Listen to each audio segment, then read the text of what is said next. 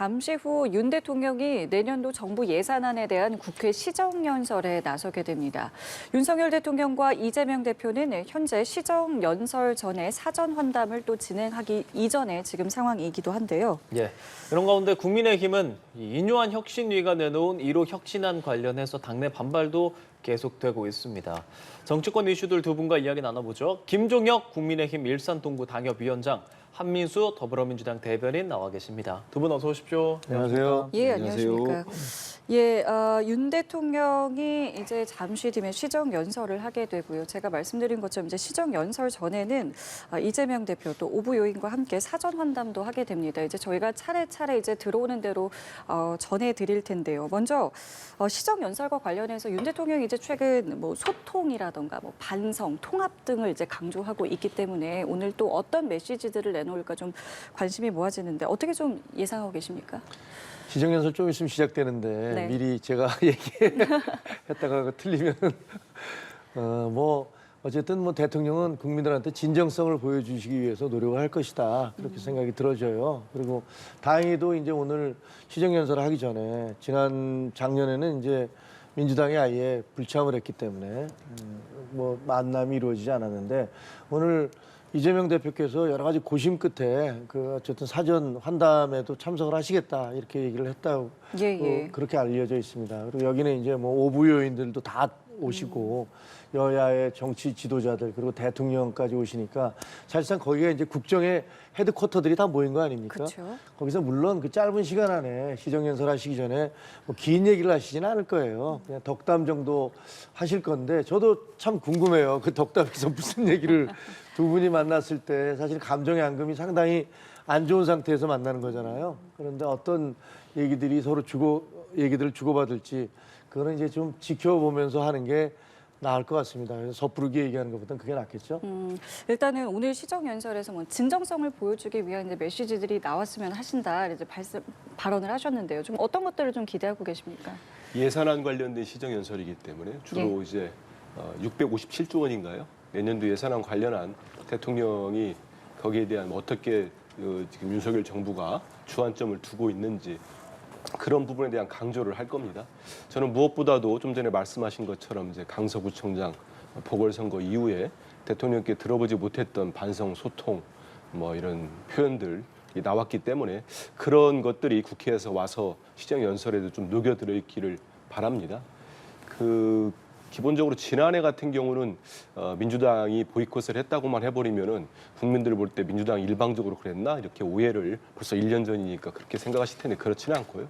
당시가 헌정사 처음으로 검찰이 제1야당 당사를 압수수색을 했습니다.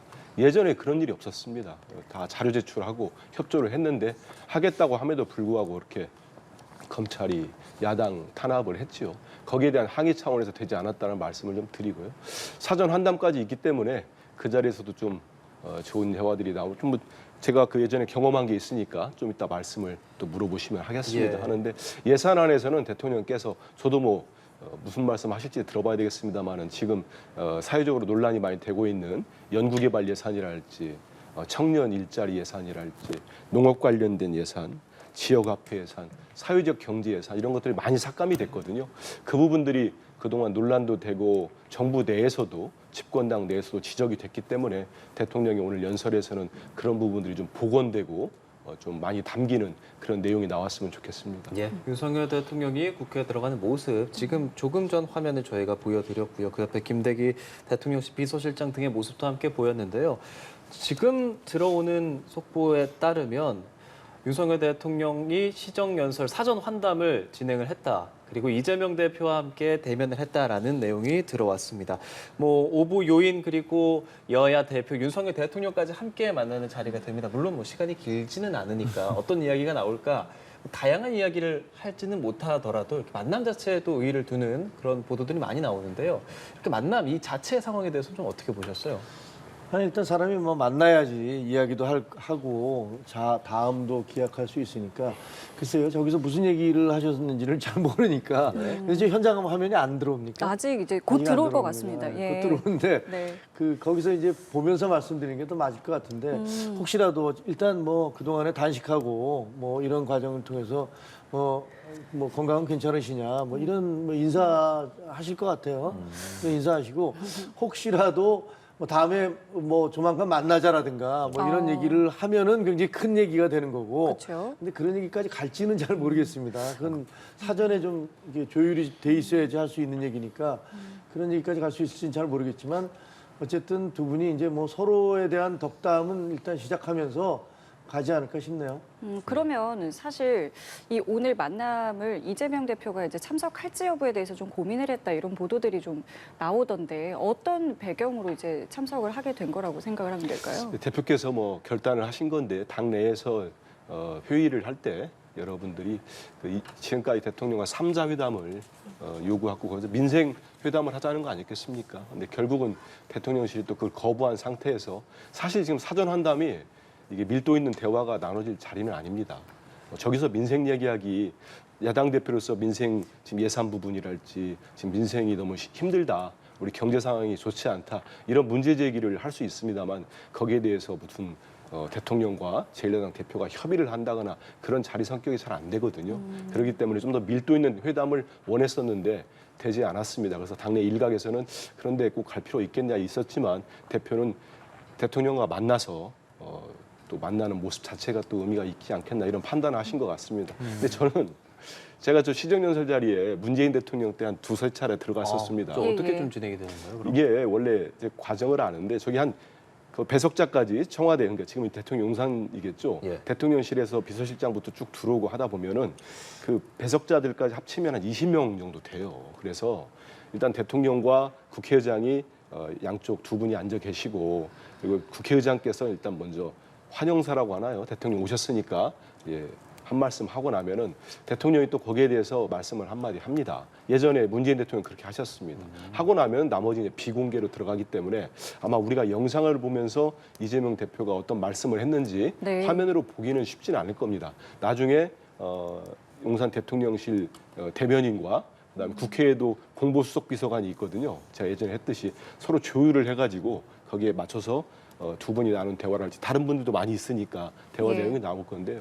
저기에는 그 대법원장을 비롯한 그러니까 5부 요인이 다 들어가고 네. 총리도 있고 그다음에 국회에서는 국회 부의장, 국회의장뿐만 아니고 그다음에 국민의힘에서도 여야 대표, 당대표와 원내대표, 우리 민주당에서도 이재명 대표와 홍익표 원내대표, 정의당도 대표가 오기 때문에 숫자가 꽤 됩니다. 그래서 환담 시간이 채 한 20분이 안 될 거예요. 그러면 한마디씩만 해도 한마디도 못하는 분도 있을 겁니다. 그래서 저는 대통령이 제1야당 대표하고 진짜 이 국정을 논의하고 하셔야 되지 않겠습니까? 예. 대통령 만나기가 이렇게 힘들어도 되겠습니까? 그래서 알겠습니다. 앞으로 좀 네. 만남의 자리가 진짜 회담의 자리가 이루어지기를 좀 기대하겠습니다. 예, 지금 이제 대통령이 국회에 도착한 모습 저희가 보여드리고 있는데 잠깐 지금 화면에 포착된 모습이 손 팻말을 좀 들고 있는 듯한 모습을 지금 볼 아, 수가 그러네요. 있지요. 사실은 이제 신사협정을 했기 때문에 오늘 이제 국회 안에서는 뭐 고성이나 야유가 없지 않겠느냐 이런 관측이 있었는데 이제 저게 회의장 바뀌기 때문에 피켓을 들었던 걸까요? 뭐 어떻게 좀 저희가 더 봐야겠습니까? 먼저 좀 여쭤보겠습니다.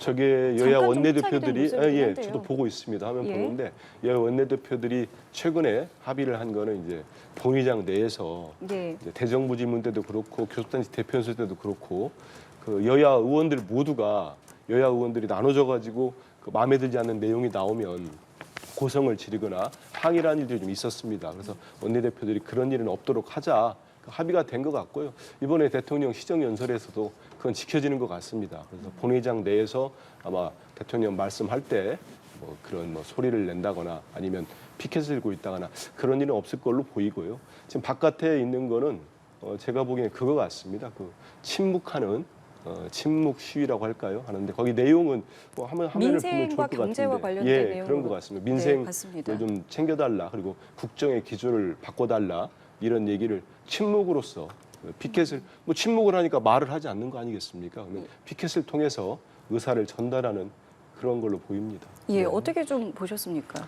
아이 달을 가리키면 달을 봐야 되는데 손가락 보면 안 되는데 예를 들면 여야가 합의했을 때 우리가 그래 뭐 민생을 중심으로 해서 이제 그 협치 분위기를 다시 한번 만들어 보자 이런 취지에서 합의한 거잖아요. 고성 지르지 않고 거기서 대통령 시정연설하는데 피켓 흔들고 이거 뭐 전 세계에 유례가 없는 창피한 일이고 그 뭐 여야 따질 것 없이 다 했었으니까 뭐 할 말은 서로 할 말이 없는 거죠. 근데 그런 걸 그만두자고 했으면 그 협정대로 안 하시는 게 맞죠.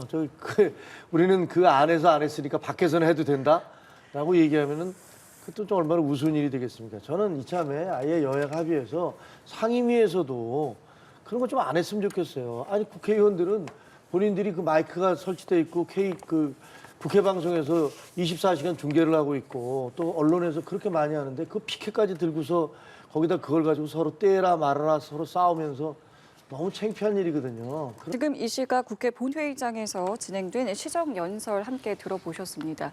30분 조금 안 되게 이제 진행이 됐고요. 뭐 다양한 분야에서의 메시지들이 나왔고 여러 차례 이제 박수도 터져 나온 모습 함께 보실 수 있었습니다. 예, 김종혁 국민의힘 일선동우 당협위원장, 한민수 더불어민주당 대변인과 함께 정치권 이야기 쭉 나누고 있었는데요. 두 분께서 어떻게 들었는지 바로 여쭤보겠습니다. 김종혁 위원장님, 뭐 윤석열 대통령이 긴 시간 많은 이야기를 좀 했습니다. 뭐 기대한 내용들이 충분히 담긴 연설이었다고 보십니까? 예, 그 국정의 전체 분야에 대해서 망라해서 이제 말씀을 하셨잖아요. 근데 무엇보다 이제 지금 국제 경제 상황이 굉장히 어렵다. 그리고 이제 이스라엘과 하마스, 그다음에 우크라이나 전쟁 이런 것들로 인해서 여러 가지 공급망의 훼손이라든가 이런 것들이 있었고요. 더군다나 이제 국내 경제도 굉장히 어려운데 물가 안정에 최대 노력을 기울이겠다. 뭐 이런 말씀을 하신 것 같아요. 근데 이게 사실 지금 올해가 굉장히 어려운 이유는요. 저희가 작년에 비해서 2.8%가 증가한 예산을 선정을 했거든요. 657조잖아요. 근데 이게 2005년 이후에 거의 20년, 18년 만인가요? 18년 만에 최저 인상입니다. 그러다 보니까 이제 IMF에서는 그 굉장히 긴축 예산을 잘하고 있다고 하지만 사실은 내년에 선거 아니에요. 선거를 앞두고 이렇게 긴축 예산을 한다는 것 자체가 굉장히 드문 일이라고 보여져요. 어떻게 보면 뼈를 깎는 그건데 사실 여당에서는 아니 선거 생각 안 하시나 이거 지금 좀 늘렸다가 그다음에 나중에라도 가야 되는데 이거 벌써부터 이렇게 긴축을 하면 어떻게 하냐 이런 말들도 사실 나오고 있는 게 사실이거든요. 그럼에도 불구하고 지금 재정 건전성 이런 것들을 위해서 이렇게 갈 수밖에 없다라는 어떤 의지를 표시하신 것 같아요. 그리고 연금 개혁, 노동 개혁, 교육 개혁을 얘기하면서 우리의 저출산 문제가 해결되려면 구조 개혁이 필요하고 그 구조 개혁을 하려면 연금과 노동과 교육 개혁이 반드시 필요하다. 이런 것들에 대한 의지를 보였고요. 그다음에 안보 문제도 이제 한미, 한일 그리고 중국, 중동, 인도, 베트남까지 아우르면서 우리의 안보 상황을 어떻게 해나갈 것이다라는 얘기를 해주셨고 마지막으로 이제 취약계층, 소상공인, 청년, 저소득층, 기초수급, 그다음에 한부모 가족, 다문화 가정 이런 분들에 대해서 어떤 식으로 보살핌을 하겠다 이렇게 뭐 전체적으로 총망라해서 하신 것 같아요. 네. 그래서 이게 시정연설은 노태우 대통령 때부터 시작됐거든요. 이게 1988년도부터 시작됐고 대개의 경우는 이제 한 번 정도 근데 좀 화면에 보니까 예, 지금 제가 저 얘기를 좀 말씀드리려고 했는데 지금 나오는 모습이 이제 시정 연설을 마친 이후 본회의장 모습입니다. 네. 보통 이제 연설이 마치고 나면 이제 바로 밖으로 나가기 마련인데 지금 본회의장을 두루 돌면서 여야 의원들과 하나하나 지금 악수를 하는 모습을 저희가 볼 수 있습니다. 지금 사실은 밖으로 나가려나 했는데 다시 아래로 내려와서 의원들과 인사를 나눴고요. 지금 또 이 의원들과 인사하면서 다시 또 올라가는 모습을 보실 수 있습니다. 미국 같은 경우는요, 상하원에서 대통령이 들어오면 대개 이제 기립을 해서 여야를 가릴 것 없이 박수를 쳐드립니다. 그거는 무슨 한 개인이 아니라 국가 수반에 대한 군통수권자이자 헌법 수호를 하는 대통령에 네. 대한 그런 박수를 쳐드리는 건데 오늘 같은 경우는 좀 아쉬운 게 야당 의원들이 이제 앉아서 물론 이제 서서 이재명 대표는 일어서셨어요. 일어서서 서로 악수를 반갑게 하셨는데 근데 어떤 일부 의원들 같은 경우는 그냥 앉아서 이렇게 악수를 하는 모습은 굉장히 보기가 안 좋네요. 저거 외국 같은 경우 저걸 보면 어떻게 생각할지 그리고 또 뭐 피켓이요. 피켓을 안 들기로 했는데 아까 누가 들었는지 모르지만 약간 보이네요, 저게. 예, 아까 국회 본회의장 안에 이제 피켓을 들고 온 의원도 있었던 모습을 저희가 좀 포착할 수 있었죠. 일전에 이제 문재인 대통령도 나가시기 전에 여야 의원들을 모두 인사를 했지요. 그래서 저는 국가 원수에 대한 예의는 지키는 게 맞다고 봅니다. 그런데 본인 의원들이 또 개별적으로 판단하는 문제를 그렇게 따지면 문재인 대통령이 악수하려고 하니까 뒤돌아서 간 사람도 있었어요. 그 국민의힘 의원 중에. 그 자체를 제가 뭐 잘했다는 평가를 하는 건 아닙니다만 일방적으로 얘기할 문제는 아닌 것 같고 저는 윤 대통령이 나가기 전에 여야 모두 의원들과 저렇게 악수하는 모습 좋게 봅니다. 그리고 문재인 대통령도 오셔가지고 야당석도 다 들렸고 했으니까 뭐 대통령 입장에서는 저렇게 온 김에 여야 의원들 모두 인사하고 하는 모습은 예, 뭐 그 좋다고 주호영 원내대표 그 뒤에는 또 이진복 정무수석의 모습도 보이고요. 근데 저희가 사실 지금 조금 전에 말씀드렸던 그 피켓을 들고 있던 것이 어떤 의원인지는 저희가 확인할 수 없고 내용은 저는 아직 저희가 못 봤습니다. 간단히 예. 보았었는데 이렇게 하기로 협정을 했음에도 불구하고 개인 의원이 이렇게 가지고 오는 것 자체를 뭐 당 차원에서나 이렇게 말릴 수는 사실 없는 상황인 거겠죠. 어떤 의원인지 예. 우리 민주당 의원인지 아니면 뭐 민주당은 아닙니다. 다른 군소정당도 예, 예. 있을 수 있거든요. 예, 맞습니다. 그렇죠. 그러니까 확인 안 된 거 가지고 또 민주당이 그랬다고 할 필요는 없을 것 같습니다. 협정 가지고 했고 왜냐하면 여야 국민의힘과 민주당의 신사 협약이었기 때문에 다른 정당 의원이 했는지 나중에 확인을 한번 한 다음에 예, 예. 실제 어떤 일이 있었는지 한번 보시죠. 다만 그것과 관련해서 이제 민주당에서 입장을 낸 것은 이제 대통령이 국회에 오는 건 매우 드문 일이기 때문에 국민의 목소리를 전달할 필요가 있다라는 의견이 좀 모아졌다고 합니다. 아까 그 침묵 피켓에 바깥에서 대해서요. 있었던 말씀하시는 예, 예. 거죠. 그럼 뭐 의원총회를 거쳐서 의원들 의견이 나온 거고 밖에서 침묵으로 민생 예산을 좀 챙겨달라 예. 이런 기조를 요구한 거니까 예. 또 국민들을 보실 때 그게 우리 민주당을 비판할 일은 비판하지 않겠습니까? 아니면 민주당으로서 할 일을 했다고 보시는 분도 있을 테니까요. 예, 본회의장에서 피켓을 든 의원은 이제 진보당의 강성희 의원인 것으로 좀 확인이 됐습니다. 내용과 관련된 측면도 좀 제 말씀을 여쭤봤는데요. 좀 드릴까요? 예, 내용 네. 어떻게 좀 보셨습니까? 저는 일단 대통령께서 지금 현재 우리 서민들 특히 우리 국민 모두지만 제일 힘든 서민들을 이 고금리 고물가로 어렵다는 진단을 하신 거는 맞다고 봅니다. 그럼 그 진단에 따른 예산 편성이 과연 2005년 이후에 20년이 지났는데 2024년 예산을 2.8%밖에 확대를 안 했다는 말씀이 과연 자랑할 얘기인가는 좀 짚어볼 필요가 있을 것 같습니다. 저희 뭐 정책이나 앞으로 원내에서 심도 있게 따져보겠습니다만은 제가 드는 일감은 좀 그렇습니다. 왜냐하면 지금은 건전재정이란 말이 쉽게 말하면 긴축재정 돈을 안 쓰겠다는 건데 저는 그런 생각은 좀 듭니다. 나라 국간을 지키는 것도 상당히 중요합니다. 하지만 국간보다도 우리 민생, 국민의 삶을 지키는 게 정부의 역할 아니겠습니까? 그런 점에서 본다면 정말 국민들이 허덕이고 힘들다고 하면은 이럴 때는 확장 재정을 쓰는 게 맞지 않나 이런 생각이 듭니다. 제가 경제학자는 아닙니다만 오죽하면은 김종인 경제학자 출신인 국민의힘 비대위원장도 지금의 긴축재정은 맞지 않다고 일갈하지 않았습니까? 계속 지적합니다. 많은 경제학자들도 그러면 그것 좀 생각해봤으면 좋겠고요. 그리고 이제 뭐 연금과 교육, 노동을 말씀하셨는데 연금 같은 경우는 지금까지 정부가 다 했는데 구체적인 보험 요율이랄지 핵심들이 다 빠졌어요. 그래서 이번에 좀 기대했는데 그런 말씀이 또 없었고 노동도 이렇게 시정연설에서까지 노사 문제, 노조 문제를 말씀하실 수도 있습니다만 전반적인 정말 큰 노동개혁의 틀을 제시하면 좋았겠지 않겠나 이런 생각이 들고 교육은 또 뭐 사교육 캐러터를 말씀하셨는데 그런 부분에 대한 조금 더 교육 본질적인 문제를 접근했으면 좋겠다는 생각이 듭니다. 가령 저는 이런 생각이 들어요. 지금 우리나라가 올해가 세수가 59조 원이 부족합니다. 펑크가 나가지고 지금 지방 정부들도 난리가 났습니다. 돈을 쓸 수가 없어가지고 그럼 대통령께서 여기에 대한 어떤 입장이랄지 유감 표시라도 좀 했으면 좋지 않을까 생각이 들고 그럼 긴축재정을 하다가 갑자기 우리가 다른 나라를 돕는 예산입니다. 이것도 필요할 겁니다. 필요한 예산일 거예요. 우리나라 입장에서는 우리나라 경제 규모에서.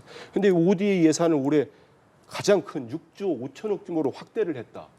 그럼 우리 서민들 입장에서는 딱 느낄 때 이렇게 우리가 힘들어서 지출을 이렇게 줄인다고 하는데 해외 돕는 예산을 이렇게 또 늘렸다고 하는 게 흔쾌하실지 이런 생각이 좀 들고 또 후쿠시마 원전 오염수 관련된 예산도 많이 편성했다는 거 아니겠습니까? 이런 부분들도 좀 국회에 따져볼 필요가 있고요. 제가 좀 전에 기사를 하나 보니까 대통령께서 그 장비형 월급 얘기하셨잖아요. 예. 그래서 2025년에 200만 원이 넘는다고 하셨는데 모 일간지가 지금 기사를 쓴 거 보니까 장병들에게 실제 지원되던 그동안 현금성 이런 지원 예산 있잖아요. 1,857억 원이 삭감됐답니다. 그러면서 이 기사의 제목이 조삼모사 논란이다 이렇게 썼어요. 그거 잘 모르겠어요. 그래서 대통령 말씀하신 거 1년 7개월 동안 치적을 한 번에 다 쏟아내셨는데 정말로 이게 잘 된 건지 예산 부분들은 좀 꼼꼼하게 국회에서 따지는 게 또 국회의 역할이기 때문에 야당 역할이고 여당 역할을 생각합니다. 근데 저는 좀 이해할 수 없는 게 지금 고물가다. 그리고 세수가 부족하다. 근데 어떻게 확장 예산을 할 수가 있겠습니까? 지금 그 과거 정부에서 문재인 정부에서 600억이었던 그 우리 국가 부채를 1000조로 늘려놨잖아요. 거의 50% 가까이 늘어났어요. 아마 역대 정권 해방 이후에 역대 정권 중에서 한 번도 없던 일입니다. 물론 코로나 사태가 있었다 그렇게 얘기하지만 건전 재정이라든가 그 재정 건전화를 위해서 노력했다는 흔적은 전혀 보이지 않아요. 아니 어느 정권이 선거를 앞두고 확장 예산하고 싶지 않은 정권이 어디 있겠습니까? 그럼 다 풀어주고 싶죠. 근데 그럼에도 불구하고 고물가가 계속 이어지고 있고 세수는 부족하고 경제가 안 좋으니까 그럼 이런 과정에서 이게 긴축 예산을 편 것은 어떻게 보면 대단한 용기가 있지 않으면 할 수가 없는 일입니다. 근데 그런 걸 가지고서 그 비난받을 일은 저는 아니라고 생각을 하고요.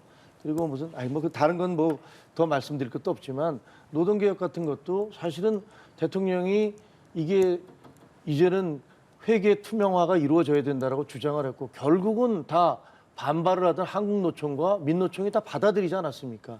저는 그것이 아마 대한민국의 어떤 노동개혁의 큰 시발점이 될 것이라고 생각을 합니다. 돈을 내는데 그 돈을 어떻게 쓰는지를 아무도 모른다. 말이 안 되잖아요. 그러니까 그건 우리나라처럼 이렇게 어마어마한 크기의 노조가 있는 쪽에서는 그런 것들을 받아들인 것도 노조가 건강해지기 위한 어떤 하나의 시발점이 될 것이라고 저는 생각을 합니다. 예, 자 이렇게 저는 좀 이해가 안 되는데 예. 자꾸 선거를 앞두고 정부가 긴축재정했으니까 대단한 거다. 그 논리가 맞습니까? 왜 선거를 신경 씁니까? 정부는 국민의 삶과 경제를 지켜내는 거예요, 안전을. 그러면 쓰십시오. 그게 선거에 도움이 되든 안 되든 그래서 표 많이 받으면 될 거 아닙니까? 저는 그걸 연결시키는 건 상당히 동의하기 어렵고요. 국가 부채 부분은 우리가 잘 알지 않습니까? 지금 계속 OECD 평균에 미달되게 잘 정부가 계속 잡고 있어요. 근데 가계 부채가 지금 전 세계에서 우리가 가장 크게 확대됐다는 건 수치로 입증됐지 않습니까? 그래서 그런 말씀을 드리는 겁니다. 그래서 지금까지 긴축재정 말씀하시면서 다른 데다 쓰고 했다고 대통령 말씀하셨는데 R&D 예산 본인도 말씀하셨잖아요. 삭감돼 있고 청년 고용 예산이 대폭 삭감이 돼 있습니다. 아까 말씀드린 대로. 그리고 소상공인과 저소득층이 필요하다고 하는 지역화폐 예산이 계속돼서 삭감돼서 오고 있어요. 이런 부분들. 육아 아까 말씀하셨어요. 근데 말씀을 하셨는데 육아와 공공 돌봄 예산이 대폭 삭감됐습니다. 이런 부분들에 대해서는 국회 본연의 역할로서 야당이 좀 바로 잡고 말씀드리겠다는 생각, 이런 말씀 드리는 겁니다. 짧게 말씀드리면 이 가계부채가 1,800조나 되는 데는 문재인 정부에서 했던 아파트 공급 정책, 아파트 정책의 실패가 결정적인 역할을 했던 것이 사실이고요. 그리고 선거를 앞두고 긴축재정을 하는 정권은 사실은 없습니다. 선거랑 상관없이 모든 거 하면 되지 않습니까? 그거는 그냥 이상론이거나 공허한 말씀이고요. 실제로 그렇게 하는 정당은 아마 전 세계 한 군데도 없을 겁니다. 알겠습니다. 이 나라 살림에 정쟁이 들어가는 걸 원하는 국민은 아무것도 없을 것 같고요. 이제 앞으로 여야가 어떻게 좀 이 예산을 좀 정리해 나가는지 저희도 지켜보겠고요. 앞서 협치와 관련된 부분, 환담과 관련된 부분은 아직 좀 들어오지가 않아서 관련돼서 뭐 이야기가 추가로 들어오면 그 부분도 좀 여쭤보도록 하겠습니다. 네, 저희는 정치권 상황 하나하나 좀 짚어보도록 하겠습니다. 일단 국민의힘 이뇨한 혁신위원장이 띄운 대사면을 두고 당사자 그리고 지도부 간의 공개 설정까지 벌어지고 있는 상황인데요. 어떤 이야기들이 오고 가고 있는지 듣고 대담 이어가도록 하죠. 우리 홍 시장님 같은 경우는 주말 내 글을 굉장히 많이 올리셨더라고요. 거기 일부 댓글에 보니까 콩카콜라인 줄 알았는데 쉰카콜라구나라는 글이 있었어요. 그 수해가 엄청 심했던 상황에서 골프를 쳤던 거를 아직도 아무 문제도 없다고 생각을 하시는 건지 각각의 얘기들을 글을 이렇게 뱉어내듯 막 쏟아내는 거는 자중하셨으면 좋겠다. 수석 대변인이 좀 거친 말로 비판을 했는데 보셨는지. 애들하고 싸우지 않습니다. 사멸이라는 것은 죄 지은 자를 용서해주는 대통령의 권한입니다. 단순히 징계 취소해버리면 될 걸. 그걸 사면 대사면 운운하고 그건 대통령의 행위예요. 예, 박정하 국민의힘 수석 대변인 그리고 홍준표 대구시장의 목소리 함께 들어봤습니다. 이 대사면이라는 카드를 띄웠는데 이 부분에 대해서 당사자들 이준석 전 대표나 홍준표 대구시장은 강하게 좀 반발하고 있고 지금 뭐 슝카콜라 뭐 이런 말들도 지금 나오고 있습니다. 당내에서 이 상황은 어떻게 좀 보고 계십니까? 저는 그걸 보면서 정치라는 건 우리가 뭐 다르고 다르다는 표현을 하잖아요. 근데 정말 정치에서는 말 표현이라는 것들이 중요하구나라는 생각을 하게 돼요. 그 취지는 나쁜 게 아니거든요. 만약에 저게 대사면이라는 단어를 쓰지 않고 당내 화합을 위해서 그동안 내려졌던 징계에 대해서 모두 철회, 취소하는 게 옳겠다라는 식으로 얘기를 했다면 과연 홍준표 대표가 그렇게 반발을 하셨을지 혹은 이준석 전 대표가 그렇게 분개하셨을지 잘 모르겠어요. 근데 그 대사면이라는 표현 자체가 난 별로 크게 잘못한 것도 없는데 무슨 은전 베풀듯이 그걸 주는 거야. 그리고 그건 대통령이나 하는 건데 당신이 뭔데 그런 걸 해. 뭐 이런 반발을 사게 된 거거든요. 근데 취지 자체는 당내 통합과 화합을 위해서는 일단 서로가 갖고 있던 감정의 앙금들을 털자. 양쪽이 똑같잖아요. 이쪽에서는 당신들이 무슨 문제가 있으니까 양두구육이라는 표현을 쓰거나 무슨 그 수해 골프 같은 게 있었으니까 우리가 징계 내린 거지라고 하는 거고 그 반대쪽에서는 우리가 일부 뭐 그런 표현이 있거나 잘못했다 하더라도 거기에 대해서 내린 징계는 정치 보복적 성격이 더 강한 거 아니야? 이러면서 양쪽에서 지금 충돌하고 있으니까 그런 것 원인 결과 자꾸 따지지 말고 덮어두고 화합으로 가자라는 취지에서 아마 얘기를 하셨을 거예요. 근데 그 표현이 대사면이라는 단어에 그냥 확 걸려버린 거죠. 걸려 넘어진 거예요. 그래서 저는 어쨌든 이제 그 인유한 위원장의 큰 그 그림은 당내에서 이제 더 이상 서로들 이렇게 손가락질하고 공격하고 하는 것들 좀 중단하자 이런 취지였다고 생각을 해요. 네. 뭐 상대당으로서 지금 이 상황 좀 어떻게 보셨습니까? 다른 당 얘기니까 참 얘기하기가 그렇습니다만 좀 민망하긴 합니다. 싱카콜라까지 나왔고. 근데 저는 지금 배가 산으로 가고 있는 것 같아요. 그러니까 본질을 건드리지 않기 때문에 이런 일이 벌어진다고 봅니다. 그러니까 강서구청장 보궐선거에 이제 큰 격차로 국민의힘이 지지 않았습니까? 그러면서 지도부 교체론, 뭐 대통령에 대한 국정기조 변화 이런 요구가 있는데 거기에 대해서는 전혀 손을 대지 않고 혁신위원회를 만들었습니다. 그래놓고 이제 거기로 이제 이목도 돌리고 다른 식으로 대처를 하다 보니까 이런 일이 생긴다고 봐요. 저는 이준석 전 대표나 홍준표 시장이나 김재원 최고위원이나 사안상에 다 다른데 이거를 혁신의 제일 혁신안으로 대사면이라는 표현을 하면서 상대방으로부터 자 우리가 모두 통틀어서 뭐 그동안 맞은 거는 좀 다 잊어버리고 피해본 것도 다 잊어버리고 그냥 다 용서해 줄게 하니까 피해자 입장에서는 이걸 받아들일 수가 없는 거예요. 그래서 이걸 근본적 문제로 접근하는 게 맞지. 당장 뭐 저는 홍준표 시장은 좀 사항이 다릅니다만 이준석 대표부터 그러는 거 아니겠습니까?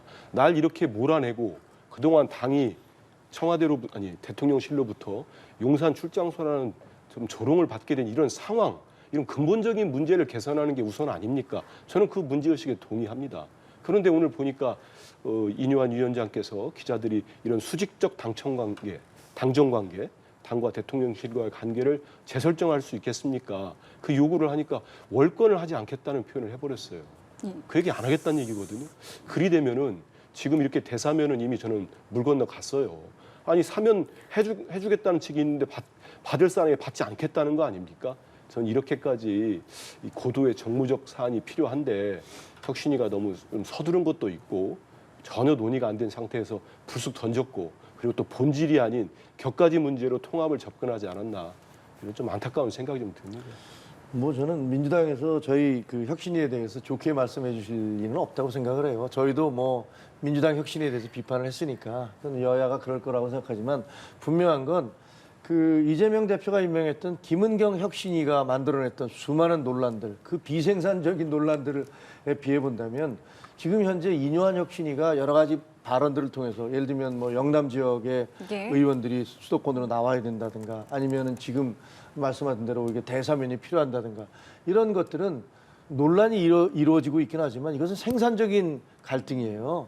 당이 제대로 가기 위한 그런 갈등이었고 그 이전에 김은경 혁신위가 했던 것과는 저는 다른 것이다라고 생각을 합니다. 예. 그래서 비록 갈등도 있고 가다가 넘어지기도 하고 하지만 큰 방향에 있어서의 그 이뇨한 혁신위가 가고 있는 방향은 옳다. 그리고 나름대로의 성과를 얻을 것이다. 그 민주당에서 굉장히 민감하게 반응하는 이유는 오히려 그런 것들에 대한 어떤 뭐 우려, 두려움 뭐 이런 것들 때문이라고 저는 생각을 합니다. 그러면 이것 좀 여쭤볼게요. 물 건너갔다고 표현을 하셨어요. 왜냐하면 당사자들이 지금 반발을 하고 있기 때문에요. 근데 어쨌든 혁신위는 이 안을 이제 지도부에 건의를 할 예정인 거잖아요. 그렇죠. 이게 근데 의미가 있겠느냐 이런 지적도 있습니다. 어떻게 좀 보세요? 아니 근데 그게 과정이 어떻게 될지는 잘 모르겠어요. 왜냐하면 이제 그 단어 표현 때문에 지금 한번 넘어진 거잖아요. 근데 이 모든 것들이 그 얘기가 되면 그게 사라지지는 않아요. 아, 저 사람이 저런 생각을 가지고 있구나라는 것들이 있는 것이고 언제든지 그 재점화될 수가 있는 거예요. 당 지도부에서는 아마 좀 격분한 것 같아요. 지금 박정화 대변인, 수석 대변인 하는 거 보면 예. 아니 무슨 댓글에는 쉼카콜라라는 말도 있던데요. 라고 얘기하는 것은 아마 그때 최고위에서 우리는 아마 혁신위에서 선의로 저렇게 얘기를 했는데 저런 식으로 반응하는 게 맞아? 라면서 아마 다른 분들이 좀 격앙되게 얘기했기 때문에 대변인의 성명도 저렇게 나오지 않았나 싶지만 그거는 감정은 감정이고 방향은 방향입니다. 그래서 저는 그 방향으로 가고 있고 결국은 어느 시점에 도달하면은 그런 문제도 해결될 수 있다 이렇게 생각을 합니다. 그러면 일각에서는 이 반발하고 있는 당사자들이 단순히 지금 지적하신 대사면이라는 단어 때문이 아니라 다른 명분을 지금 축적하고 있는 것이다라는 분석도 내놓고 있거든요. 여기에 대해서는 어떻게 생각하세요? 그런 면도 있을 수 있죠. 예를 들면 일각에서는 야, 이준석 대표는 이미 자기는 탈당을 하려고 그 명분을 쌓으려고 계속 받아들일 수 없는 걸 요구하고 있는 거 아니야? 이런 얘기를 하고 있기도 해요. 근데 그 이준석 전 대표의 진짜 마음이 어떤지는 들어가 봐야 되겠죠. 근데 저는 이준석 전 대표가 결국은 그거보다는 당에 남아서 이 당에서 성공하는 것 그것을 더 원할 거라고 생각을 해요. 왜냐하면 본인이 따로 당을 만든다고 나갔을 때 그 성공의 가능성이 저는 매우 낮다고 신당까지는 보기 아니더라도 때문에요. 뭐 상당이 아니라 그냥 탈당 정도까지도 얘기는 나오고 있잖아요. 정치인이 탈당을 하면 뭐 무소속으로 나가든가 아니면 뭐 창당을 하는 건데 그 두 가지 다 그 어떤 경우에서든 그것이 과연 얼마나 성공할 것인가에 대해서는 전 좀 부정적으로 보고요. 그거보다는 자기가 이 당의 대표까지 하지 않았습니까? 자기는 스스로 보수라고 계속 그렇게 강조해 오지 않았습니까? 자기가 이 당에 남아서 당신께서 이 당에서 남아서 뭐 죽이 되든 밥이 되든 여기서 밀고 나가는 것들이 옳다라고 생각을 합니다. 그러니까 대사면이라는 말이 나오고 SNS 그리고 뭐 어제도 라디오에서 강하게 반발하는 그런 모습들 그에 대한 배경들 많은 분석들이 나오고 있잖아요. 어떻게 생각하세요? 아, 이준석 전 대표요? 예. 저는 그리고 우선 아까 뭐 민감하게 민주당이 한다 민감하지 전혀 않습니다. 그리고 좀 건전하게 제가 아까 조심스럽게 얘기하지 않습니까? 그 민주당에서도 했던 뭐 한민수가 됐던 건전한 비판을 하는데 갑자기 또 김은경 혁신이 들고 나오면 거기에 대해서는 제가 반박도 하지 않고 그냥 무시하겠습니다. 그래서 그렇게까지 모든 걸 다 그 민주당 탓하고 또 하기 시작하면은 핑계 대면은 예. 뭐 이준석 전 무슨 대표에 변화가 대해서 좀 있겠습니까? 분석해 그러니까요. 주시면 감사하겠습니다. 그러니까 저는 이준석 전 대표가 말씀하는 게 있지 않습니까? 이 대사면에 나오자마자 이뇨한 혁신위가 처음 꺼내야 될 문제는 지금까지 왜 당이 이렇게 됐는지, 당이 왜 용산에 대해서는 말 한마디를 못하고 저런 선거 결과를 받아왔는지 여기에 대한 진단이 우선돼야 된다. 우선되고 그 진단을 받아낼 수 있는 그 포용할 수 있는 담아낼 수 있는 혁신안을 내놔야 된다. 저는 정확한 얘기라고 봐요. 한번 보십시오. 대통령이 입당 전 녹취록이 나오지 않았습니까? 그때는 이미 입당 전부터 이준석 전 대표는 3개월짜리 당대표였던 거예요. 그걸 이준석 대표는 몰랐던 거죠.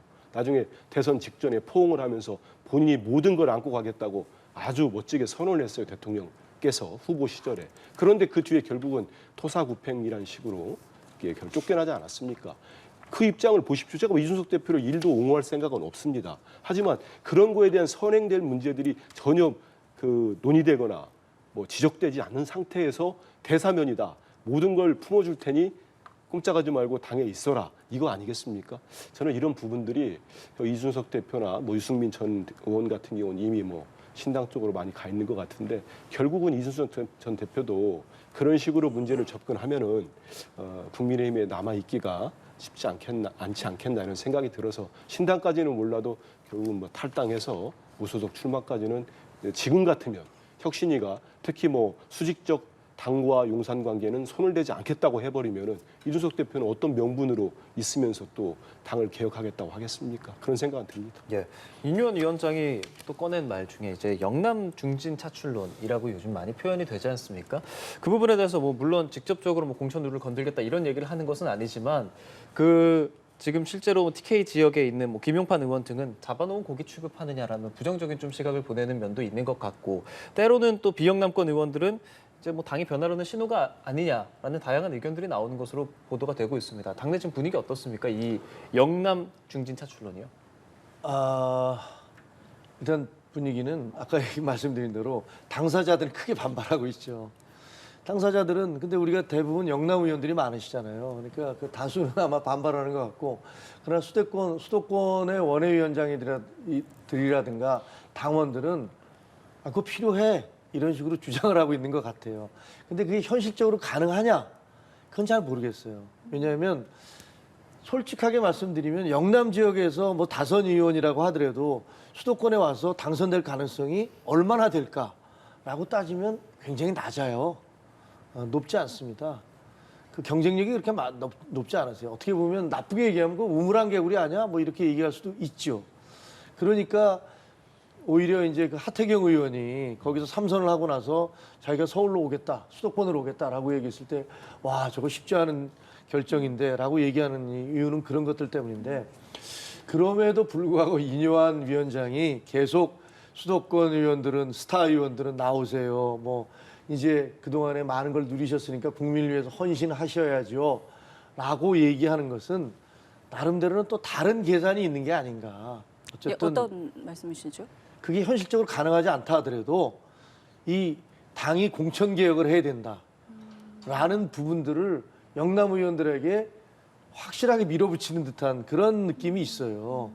공천 개혁을 받든가 아니면 당신들이 그것도 안 되면 나와서 한번 당신이 출마 한번 해보시오. 이런 거죠. 수도권에 나와서 한번 해보세요. 하실 수 있을까? 그게 안 되면 공천 개혁을 협조를 하세요. 라는 듯한 어떤 그 배경이 깔고 있는 게 아닌가 그런 생각이 들어요. 실제로 지금 이 발언이 혁신위의 공개 제안은 아니고 사견인 네. 거예요. 근데 사견인데 계속 나오고 있는 상황이거든요.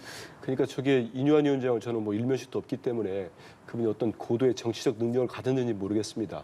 만약에 정무적 능력이 있어서 말씀하신 대로 정말 치고 빠지기 이렇게 전술을 쓴다면은 뭐 그럴 수도 있겠다는 생각이 드는데, 근데 지금까지 기자들 만나서 하신 얘기를 보면은 처음에 낙동강 뭐 얘기하시다가 바로 농담이라고 했다가 또 이 영남 중진 차출론 또 얘기했다가 이름을 거론했어요. 또 그걸 물어보니까 오부라고 또 바로 그렇게 기자들을 탓하고 하는 거 보면은 그렇게 치고 빠지긴 안 할 것 같아요. 제가 볼 때는. 그럼 정말 사견이라는 말씀이십니까? 사견은 아닌데 생각은 있는데 그걸 참지 못하고 너무 말씀을 많이 하는 것 같아요. 그래서 혁신위원장, 특히 집권당 혁신위원을 맡으셨으면 말수를 좀 줄이신 것도 좋을 것 같고, 왜냐하면 자꾸 기자들 만나면 본인이 생각하는 걸 숨기지 못하고 또 하실 수도 있고, 또 기자들이 언론이 또 의미 부여를 하면 그게 또 커집니다. 커지기 때문에 제가 간접적으로 듣기는 벌써 TK 지역의 중진의원 한 분은 나 오라고 서울로 수도권 오라고 하면은 나 무소속 출마할 거야. 이걸 벌써 주변에 말씀을 하셨대요. 제 귀에까지 들리더라고요. 그러면 그런 식의 어떤 모르겠습니다. 지금 당장 보이는 반발인지 몰라도 김용판 의원이나 그분처럼 이런 식의 반발이 커지면은 꺼내기도 전에 자초될 위기에 맞을 수도 있어요. 그래서 이런 부분들은 치고 빠지기보다는 좀 물밑에서 아까 대사면이라는 그런 것도 마찬가지고 이렇게 좀 소통도 하면서 잘 만들어 놓고 전격적으로 발표했을 때 그때 좀 저항의 강도가 약해지게 만드는 정말 고도의 정무적 기획이 필요한 거죠. 그런 건 있나 싶어요, 좀. 제가 인요한 위원장을 조금은 아는데요. 저분 그렇게 간단한 분 아닙니다. 그리고 그 이야기를 보세요. 처음에는 낙동강 얘기를 했다가 그다음에 그거 아니에요라고 했다가 좀 더 나가잖아요. 더 나간 얘기를 한단 말이에요. 그 부정을 하고 또 얘기를 하고 그렇죠. 부정을 부정을 하고 또 하면서 얘기하고. 그다음에 더 나가요. 그다음에 좀 있으면 더 나갈 것 같습니다. 근데 그것 자체가 그러니까 처음에는 이제 얘기를 했다가 반발을 하니까 일단 반발이 좀 수그러들고 여론이 조성되고 난 다음에 그 다음 단계로 또 넘어가고 있는, 어떻게 보면 저게 그렇게 간단하게 하는 얘기다라는 생각은 저는 들지는 않아요. 그럼 이거 공개 제안을 할 수도 있을까요? 혁신 차원에서? 뭐 지금 현재 이런 식의 분위기가 계속 간다면 뭔가 여러 가지 변화가 있을 수 있을 겁니다. 저는 그렇게 생각을 합니다. 예, 이 차출론의 뭐 현실화 가능성을 떠나서 아까 경쟁력은 또 다른 문제다라고 말씀하셨는데 어떻게 보세요? 그런데 우리 김 위원장도 기자생활 오래 하셨고 저도 그런데 아니 언론을 상대로 5부나 쓰는 기자들로 만들어 놓고 그게 무슨 대단한 전술입니까? 딱 그런 생각은 들어요. 제가 현장에 있었다면 저는 대단히 불쾌할 것 같습니다. 분명히 제가 다 만나서 얘기 듣고 인터뷰해가지고 기사를 썼는데 다음 날 다른 데 가가지고 한민수가 5부 썼어 한 거 똑같은 얘기 아닙니까? 그게 무슨 고도의 정부적 능력입니까? 저런 거는 영남 차출론 아까 말씀하신 대로 제가 이제 좀 험한 표현이 나올까봐 이제 했지만 뭐 영남에 계신 분들 경쟁력 아까 말씀하셨기 때문에 높지 않을 수도 있습니다. 지난 총선 때 오셔가지고 서울로 다 왔다가 경선서 떨어진 분도 많아요. 그렇기 때문에 그분들의 경쟁력도 봐야 될 겁니다. 그러면 이게 복합적으로 정말 종합적인 예술처럼 다 판단을 해봐야 되는 겁니다. 민주당 상황도 봐야 되고. 근데 당장 이렇게 던져놓고 뒤로 빼는 것도 아니고 어느 정도 이렇게 에드벌론을 띄운 것 같지도 않아요. 본인 생각을 던졌다가 그걸 주워 담고 또 던졌다 주워 담고 이러면 이뇨한 위원장 자체에 저는 신뢰성에 금이 간다고 봅니다. 그래서 타당이지만은 혁신위가 잘 되기 위해서는 저렇게 좀 설익은 얘기 말씀들이 너무 자주 나오는 거는 바람직하지 않아 보여요. 알겠습니다. 자, 그리고 이 얘기도 좀 해볼게요. 김계현 대표가 김포시, 그러니까 경기도 김포시를 서울로 편입하는 방안을 당론으로 추진하려고 한다. 그리고 뭐 나아가서 다른 조치들까지도 뭐 원하면 편입을 좀 고려하겠다라는 발언을 내놨는데 이거 좀 어떻게 들으셨습니까? 당장 제가 살고 있는 고양시가 예. 해당이 되기 때문에 되게 대단히 관심이 있습니다. 관심이 있는데 지금 말씀하신 대로 김포 같은 경우는 약 85%가 서울로 출퇴근을 한다. 고양시도 마찬가지거든요. 고양시는 그리고 그 서울과 가장 많은 면적을 접하고 있는 아, 그렇죠. 그렇죠. 도시가 예. 고양이에요. 가장 가깝기도 하고요. 그러니까 지금 현재 저 얘기가 나오는 건 전 세계 도시들이 다 메가시티를 지향을 하고 있거든요. 런던도 그렇고 그다음에 그 베이징도 그렇고 그래서 이제 큰 도시로 만들어지는 그런 추세. 우리도 지금 부산, 울산, 경남이 부울경이라는 틀로 메가시티를 만들자 이렇게 가고 있잖아요. 그게 여러 가지 효율성 면이라든가 전략적으로 도움이 된다 해서 메가시티를 만들고 있고 서울은 근데 지금요 경기도로 다 이렇게 탈출해 나가고 있어서 인구가 계속 줄고 있어요. 그래서 900만 정도로 한때는 서울이 더 많았던 걸로 알고 있는데 경기도보다 그 경기도는 1,300만이 됐고 서울은 900만 정도인가 뭐 이렇게 되는 걸로 알고 있어서 그런 면에서도 볼 때도 지금 이제 생활권이 모두 마른 경기도지만 이미 서울에 다 흡수돼 버렸는데 거기다가 경기도다 보니까 예를 들면 광역버스가 왔다 갔다 할 때도 서로의 경기도와 서울시의 차이가 있어서 가격이라든가 그다음에 지하철도 오다가 뭐 여기서 여러 가지 문제가 생기는 거예요. 그러니까 그렇게 따지자면 차라리 이미 생활권이 하나로 통합돼 있으니까 그렇다면 행정권도 통합을 시키자. 그게 오히려 더 도움이 되지 않느냐 이런 주장인 것이고 저는 만약에 그런 것들을 투표에 붙인다면 그러면 김포 시민들뿐만이 아니라 고양 시민들도 상당 부분 지지하는 분이 더 많지 않을까, 훨씬 많지 않을까 그런 생각이 들어요. 예, 어떻게 들으셨습니까? 일단 좀 뜬금없다는 생각이 처음 들었고요. 많은 기사들을 보니까 말씀하신 대로 이제 김포뿐만 아니고 예. 다른 지역도 다 같이 해서 이게 총선에 쓸 메가톤급 이슈다. 뭐 이렇게 하면서 노무현 대통령 시절에 행정수도 얘기하는데 이 근본이 다릅니다. 접근하는 시각도 다르고 만약에 이제 국민의힘이 당론으로 채택해서 입법화를 한다면은 거기에 대한 우리 민주당의 입장이 나오겠습니다만은 아직까지는 뭐 거기까지 논의된 건 아닙니다. 한데 지금 대통령도 좀 전에 시정연설에서 지방 분권 얘기를 하셨어요. 지금 현재 서울, 경기, 인천의 인구가 50%가 넘습니다. 나머지 시도 다 합친 것보다 많습니다. 그런데 지금 다시 서울을 키우겠다. 인접한 도시들을 다 집어넣어가지고 서울을 엄청 키워놓겠다. 이게 지금 지방 옛날에 대선 때 윤 대통령도 공약도 하셨는데 지방 분권, 지방을 살리겠다는 거하고 맞나 이런 생각이 좀 들고 그렇게 해가지고 과연 그러면 서울을 더 키우고 그러면 경기도가 계속 인구가 늘고 있는데 경기도에 또 다른 타 지역에 있는 인구들이 또 유입되면 그분들 다시 또 서울에 넣고 이렇게 넣겠다는 표현인 건지 그렇게 하는 이유를 제가 선뜻 모르겠어요. 그리고 가장 중요한 거는 제가 볼 때는 지역 주민들의 어떤 요구, 목소리라고 생각을 합니다. 근데 저는 뭐 제가 김포 사는 후배가 있어서 이 얘기 나오자마자 저한테 글을 하나 보내왔던데 지역 주민들이 뭐 진짜 찬성한지는 모르겠습니다. 왜냐하면 당장 아이들 뭐 교육 문제, 입시 문제 때문에도 이렇게 수도권에 경기도 쪽에 사는 분들이 많이 있나 봅니다. 근데 그게 서울로 편입됐을 때 어떤 문제들이 좀 생기는가 봐요. 그래서 실제로 주민들이 어느 정도 원하는지 김포시장도 이제 국민의힘 소속이시던데 조금 더 따져보시는 게 좋지 않겠나 그런 생각이 저도 그 말씀에 동의하는데요. 그 주민들의 입장이 제일 중요하지 않습니까? 그리고 예를 들면 고양시 같은 경우는 과거에는 뚝섬도 고양시였어요. 그러니까 서울을 4대문을 둘러싼 모든 지역이 다 고양이었어요. 그랬던 적이 있었는데 과거에 조선시대죠. 근데 이제 지금 달라지긴 했지만 주민들이 어떻게 생각하느냐가 제일 중요하지 않겠습니까? 예. 그래서 만약에 주민들이 그걸 원하신다면 민주당에서는 거기에 대해서 반대를 하지 않으실 것이다 이렇게 믿고 있습니다. 예, 김기현 대표는 당론으로 추진하겠다라는 입장까지 밝혔고요. 민주당에서도 또 공식적인 입장 나오면 그에 대해서 이야기 나눠보도록 하겠습니다. 오늘은 여기서 이야기 마무리 짓도록 하겠습니다. 지금까지 김종혁 국민의힘 일산동구 당협위원장, 한민수 더불어민주당 대변인과 함께했습니다. 오늘 말씀 잘 들었습니다. 고맙습니다. 감사합니다. 고맙습니다.